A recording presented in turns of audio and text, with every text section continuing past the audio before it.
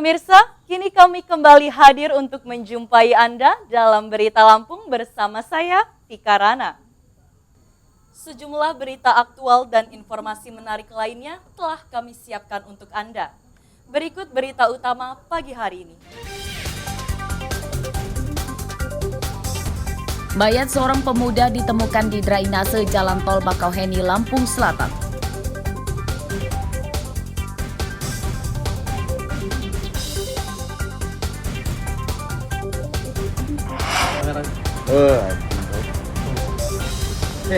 Kamu ini ya? 3 pekerja imigran Indonesia di Malaysia ditangkap karena menyelundupkan narkoba dan ekstasi yang disembunyikan di dalam korset. Nah, buka, silakan buka.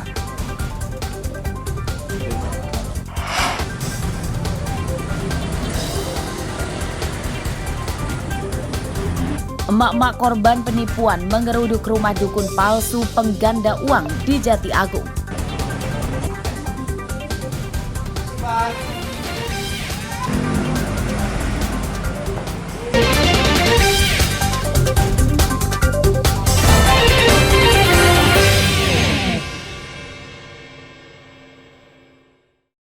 Identitas mayat pria yang ditemukan di drainase Jalan Tol Ruas Bakauheni Terbagi Besar atau BAKTER, tepatnya di kilometer 3B menuju Bandar Lampung pada Selasa siang terungkap. Korban merupakan seorang pemuda berumur sekitar 22 tahun bernama Manda Purnomo, warga Kemiling, Bandar Lampung. Kapolres Lampung Selatan AKBP Yusriandi Yusrin menyatakan jenazah korban ditemukan pada Senin siang sehari sebelum identitasnya terungkap. Jenazah ditemukan oleh petugas kebersihan jalan tol dan kondisinya sudah rusak atau nyaris tidak dikenali. Untuk mengungkap penyebab kematian korban, jenazah korban yang berada di Rumah Sakit Umum Daerah Bob Bazar Kalianda akan segera dibawa ke Rumah Sakit Bayangkara di Rajabasa Bandar Lampung untuk diautopsi. Inisialnya MP. Ya, berdomisili ini di Bandar Lampung. Ya, jadi korban ini orang dari Bandar Lampung, sehari-harinya pelajar. Usianya kurang lebih 28 tahun. Dan bahwa ada terindikasi diduga keterlibatan oknum anggota Polri di dalamnya. Nah, ini menjadi suatu petunjuk bagi kami ya, dan memang harus kami lakukan penyelidikan lebih lanjut ya. Nanti mungkin kami akan berkoordinasi dengan Dirkrimum dan juga dari Kabid Propam Polda Lampung terkait adanya bila mana keterlibatan dari anggota ini. Ini sifatnya masih kami lakukan pendalaman. Polisi telah memeriksa 5 saksi atas penemuan mayat korban. Pada pemeriksaan awal, polisi tidak menemukan adanya luka bekas kekerasan di tubuh korban. Dari saku celana korban didapati ponsel dan kunci kontak motor yang kini disita sebagai barang bukti. Robi Laste melaporkan dari Lampung Selatan.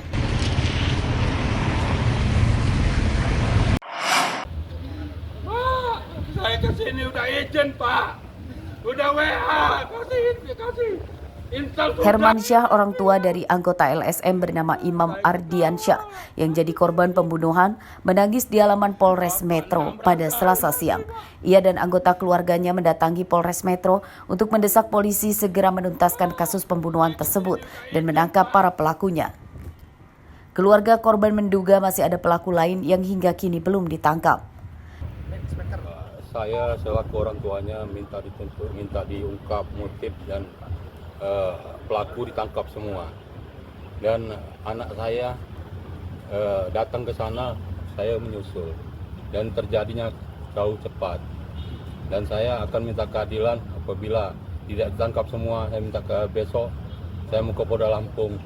Habis Polda Lampung saya ke Mabes dan ke Presiden. Keluarga korban ditemui oleh Kasat Reskrim Polres Metro Ibtu Rosali. Ia menyatakan saat ini telah ada 2 tersangka yang ditangkap dan kasusnya masih terus berkembang. Polisi berjanji akan menuntaskan kasus tersebut.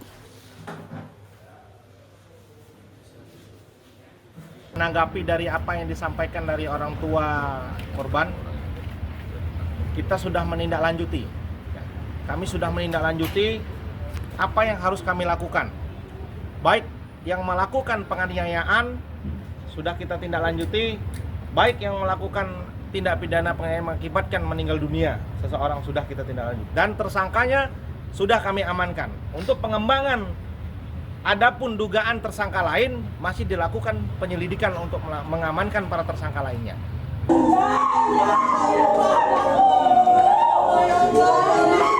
Pengeroyokan yang menewaskan Imam Ardiansyah terjadi pada 14 Oktober lalu di jalan depan lapangan kampus 15A, Kelurahan Iring Mulyo, Kecamatan Metro Timur.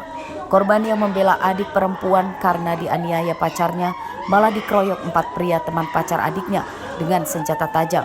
Hasil visum di rumah sakit, korban tewas akibat menderita 4 luka tikaman senjata tajam di tubuhnya. Asep Saifullah melaporkan dari Metro.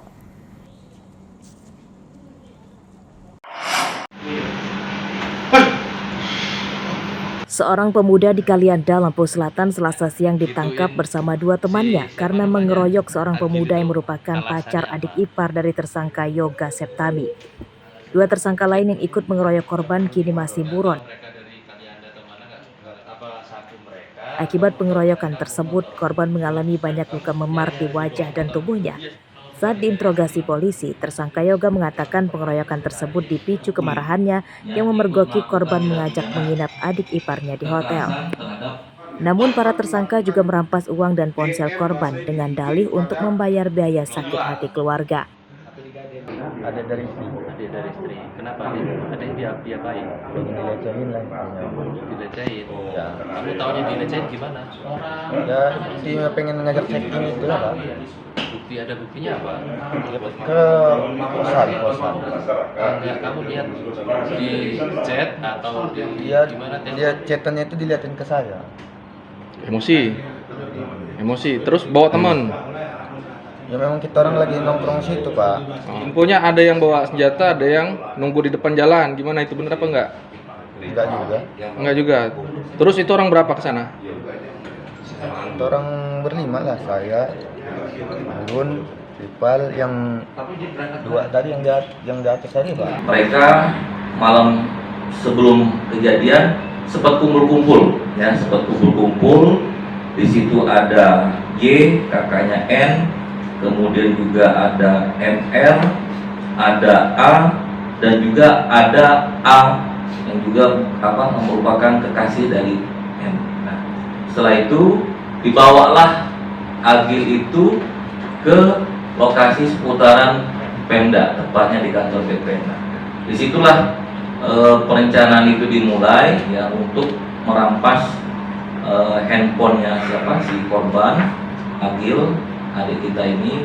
Kemudian terjadilah kekerasan di dalamnya yang mengakibatkan saudara adik kita Agil ini terkena luka sayatan di leher. Ponsel korban dan kaos yang dipakai korban saat dianiaya para tersangka disita sebagai barang bukti. Akibat perbuatannya, para tersangka terancam hukuman 9 tahun penjara. Ari Susanto melaporkan dari Lampung Selatan.